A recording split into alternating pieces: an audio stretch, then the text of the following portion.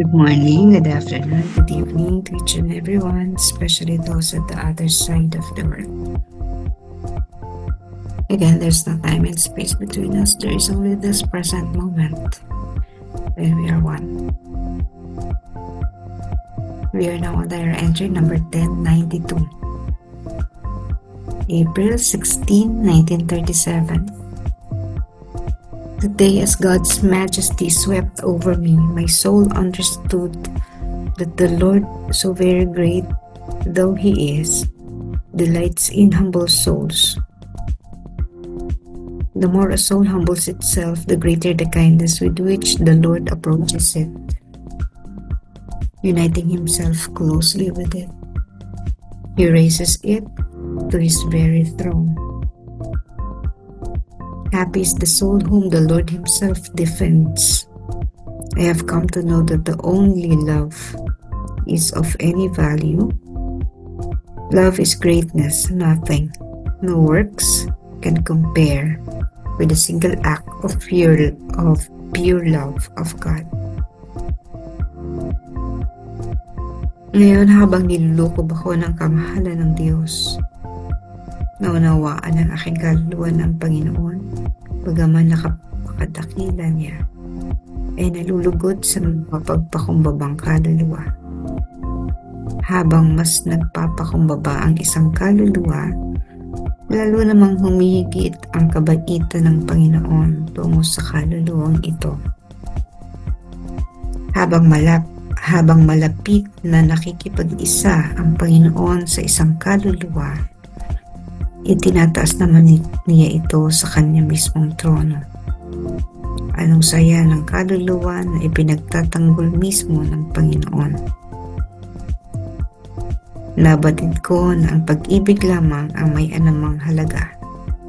Ang pag-ibig ay kadakilaan. Walang iba, walang anumang gawa ang makahambing sa isang gawa ng dalisay na pag-ibig sa Diyos. Una, humility. Pangalawa, love. Ang sabi ni Faustina, nagagalak ang Panginoon sa isang mapagpakumbabang kaluluwa at itinataas na ito sa trono. So habang tayo ay nagpapakumbaba, lalo naman tayong itinataas. Yan ang spiritual world. Ang spiritual world ay kabaliktaran ng material world. Dito sa lupa, kailangan mong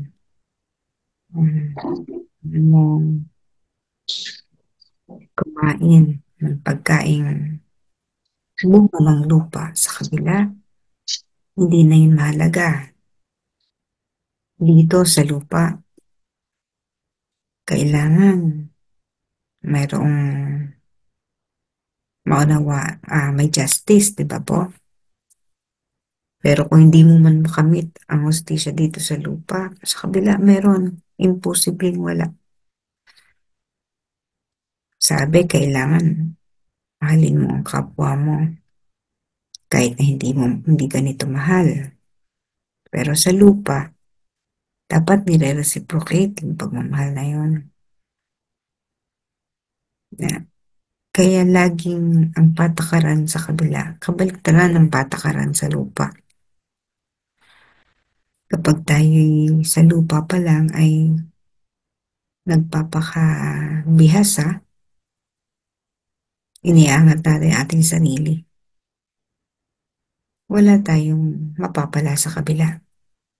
Kasi dito pa lang, binigay mo na ang lahat. Yung popularity mo, nandito na sa lupa, ay wala ka ng popularity pang may ipon sa langit. So napakahalaga ng tayo ay nagpapakumbaba kahit saang bagay. Kahit alam mo na kaya mong ibigay ng isang bagay dahil merong capacity, pero hindi mo pinagyayabang yun. Nagbibigay ka ng patahimik. Hindi mo kailangan pangalandakan, uy, ako ganito, nagbigay ganon. So yung kahit yung pagbibigay ng isang bagay na mayroon tayo na alam naman nating nagmula sa Diyos, 'Pag ito'y ating ibinabahagi natin ng patahimik. Dahil ang pinag-iipunan nating credit ay hindi dito sa lupa kundi dun sa langit. Kapag anumang meron tayong kagalingan, skills, ginagamit natin ito para sa pagpupuri sa Panginoon. That is humility. Sapagkat kinikilala natin ang lahat ng bagay na mayroon tayo nanggagaling sa Diyos. Kahit pa sabihin mong ay galing ito sa aking pagpapagal, galing ito sa aking talino, still kung hindi tayo pagpapalain ng Diyos, wala naman. No? Hindi natin yan makakamtan. Everything, lagi na sinasabi nila, no? Everything is grace. Lahat, grasya ito ng Panginoon. Hindi natin pwedeng ipagmalaki ang sarili natin sa harap ng Panginoon sapagkat ano lang ba tayo, no? Lahat ng kung ano man tinatamasa natin ay galing sa Kanya. In one snap of the finger, maaaring kunin to sa atin.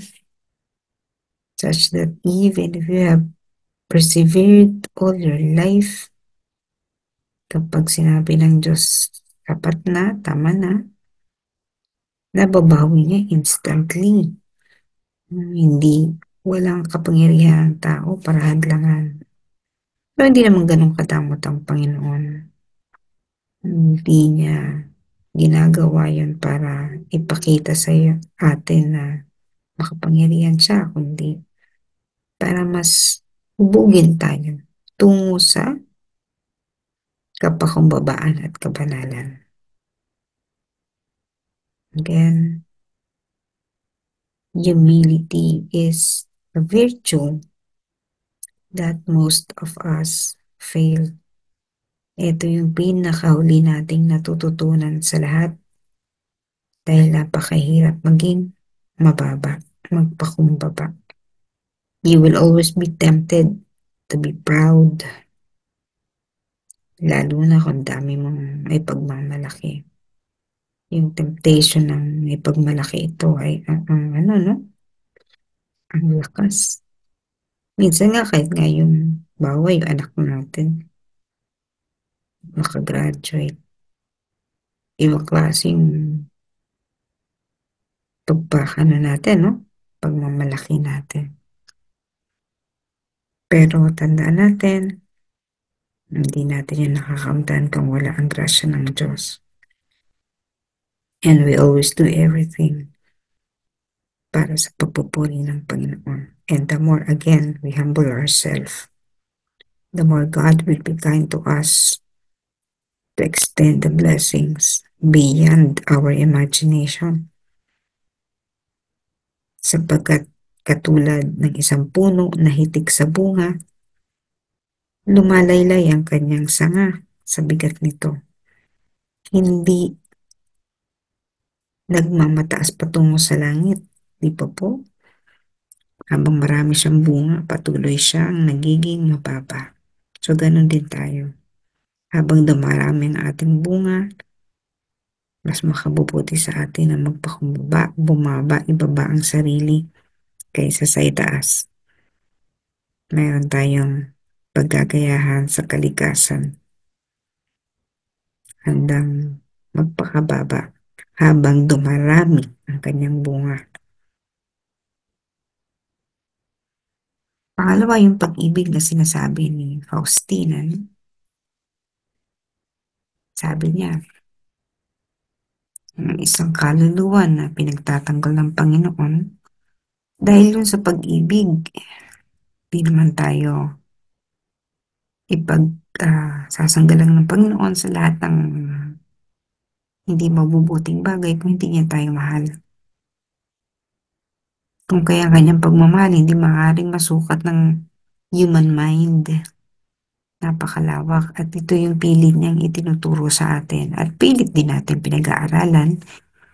Nahirapan tayong kamtin kasi halimbawa, love your enemy, napakahirap nun, ano?